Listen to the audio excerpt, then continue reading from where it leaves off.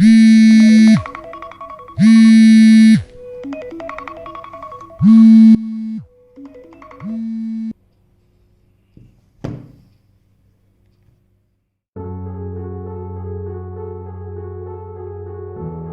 जी, तो हमारा नाम है तेरा और ये महाशय।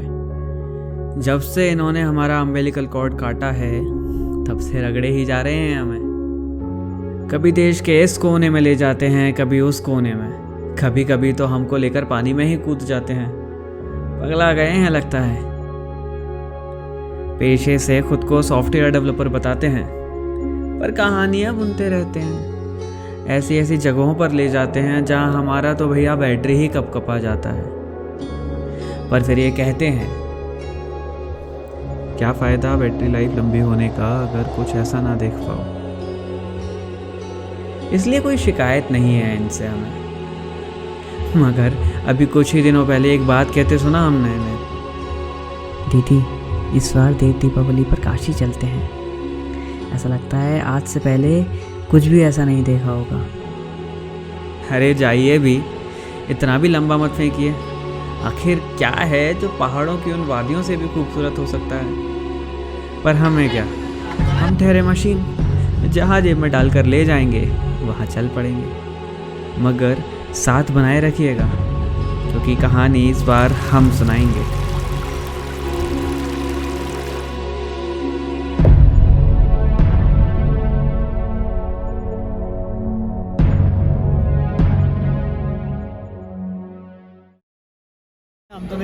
ये हैं इनके पिताजी और ये हैं इनकी माताजी और इनका छोटा सा एक परिवार।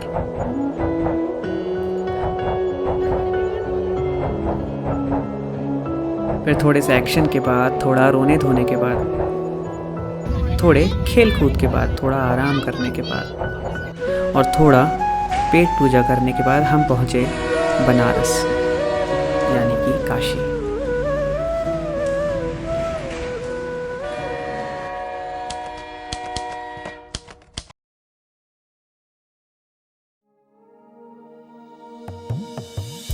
जब इन्होंने जिक्र किया था काशी का, हम तुरंत गूगल किए कि आखिर इतना एक्साइटेड क्यों है ये।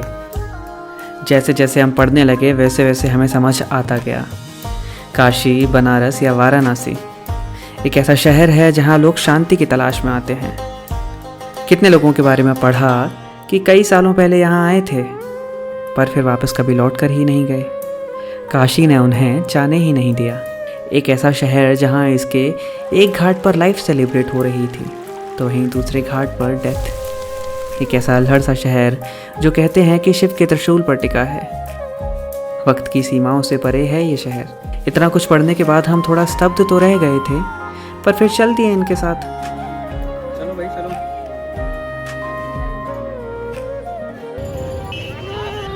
जब इतनी चहलकदमी देखी तो मालूम हुआ कि ये सभी लोग देव दीपावली सेलिब्रेट करने आए हैं। देव दीपावली, जी हाँ, दिवाली के 15 दिन बाद मनाई जाती है ये।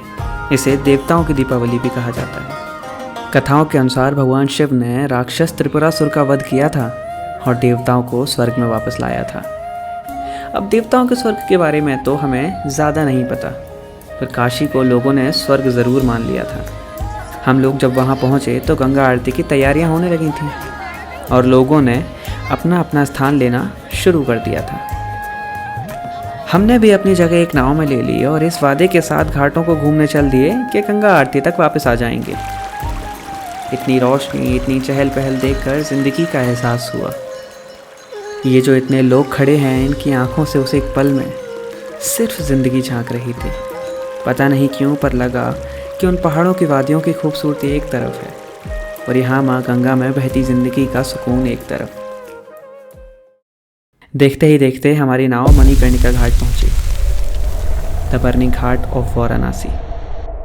जब पता किया तो जाना कि यहाँ ऐसा कोई क्षण नहीं जब कोई चिता नहीं जल रही हो। सदियाँ बीत गई हैं यहाँ पर यहाँ की आग कभी बुझे ही नहीं। वो लोग जो सफ़ेद साफ़ी में खड़े थे अपने आंसू छुपा रहे थे। शायद कुछ बातें हैं जो कह नहीं पाए होंगे, कुछ वादे होंगे जो अधूरे छोड़ कर जा रहे होंगे, कुछ जिम्मेदारियां होंगी जो शायद साथ लेकर जा रहे होंगे। और वो डोम जो आखिरी अनुष्ठान करेगा। डोम जो मणिकर्णिका की जिम्मेदारी अपने कंधे पर उठाए हुए है, वो कहता होगा मणिकर्णिका से, दुखी मत हो मणिकर्णिका, दुख तुम्हारे विधान में नहीं, दुख उनके माथे है जो पहुंचाने आते हैं, दुख उसके माथे था जिसे वो छोड़ चले जाते हैं। भाग्यशाली हैं वे जो लद कर या लाद कर काशी आते हैं, दुख मणिकर्णिका को सौंप जाते हैं। दुखी मत हो मणिकर्णिका। और इसके तुरंत बाद हमारी नाव लग जाती है दशाश्वमेध घाट पर, जहां हम अपने वादे के अनुसार गंगा आरती देखते हैं। कितना कुछ महसूस कर रहे होंगे ये लोग, कितने खुशकिस्मत हैं। और हम ठहरे मशीन। हमारा अगर दिल होता तो ना जाने कैसा एहसास होता ये।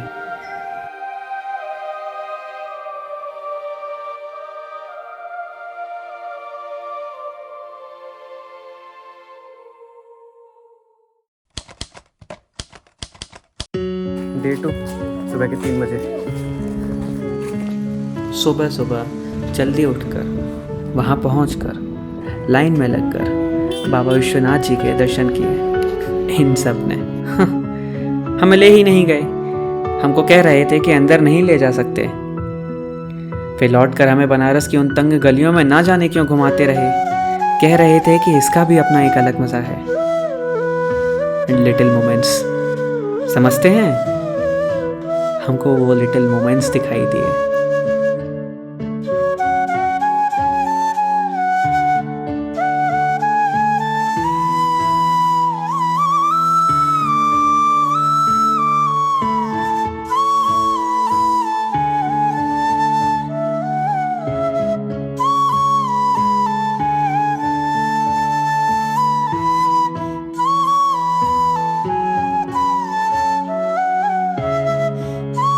पूरा दिन शहर भर में घूमने के बाद वापस आ पहुँचे घाटों पर, फिर से गंगा आरती के दर्शन करने। क्या करें, मन ही नहीं भरता इनका।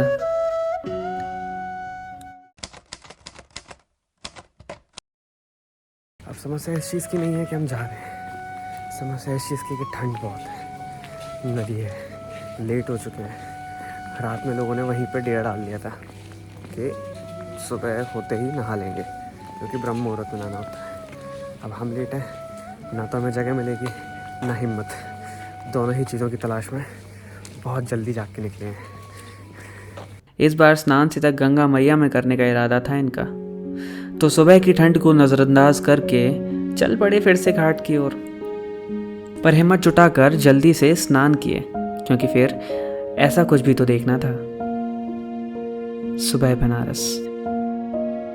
जब आरती शुरू हुई थी तब हल्का सा अंधेरा था, पर आसमान का रंग धीमे धीमे बदलने लगा जैसे पहाड़ों की उन सर्द शामों से बेहतर कुछ है। शिकायत नहीं रहेगी इस बार भी हमें इनसे, आखिर रोज रोज थोड़े ही ऐसी सुबह देखने मिलती है। पर वक्त अब वापस जाने का हो चला था, काशी से विदा लेने का हो चला था। अगर हमारा दिल होता तो थोड़ा दुखी होता, पर हम ठहरे मशीन।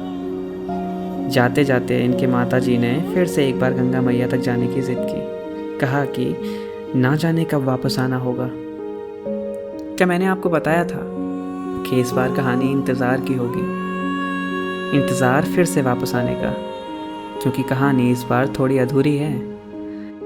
अगली देव दीपावली पर फिर से आना होगा, इस बार एक वादे के साथ कि अंत तक रुक कर जाना है। हर हर महादेव।